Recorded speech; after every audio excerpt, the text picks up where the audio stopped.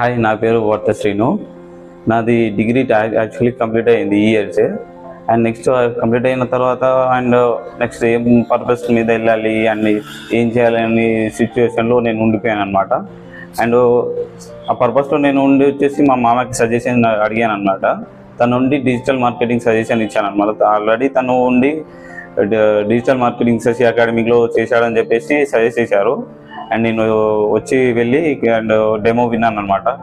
Sir వాళ్ళు వచ్చేసి మంచి క్లారిటీగా ఎక్స్ప్లెయిన్ చేశారు. అండ్ వచ్చేసి సపరేట్గా రూమ్ ప్రొవైడ్ చేశారు అనమాట ఎక్స్ప్లెనేషన్ కోసం అయినా కానీ, సమ్ ఎనీథింగ్ ఎక్స్ట్రా వర్క్ చేసుకోవడానికైనా కానీ సపరేట్ రూమ్ ఇచ్చారనమాట.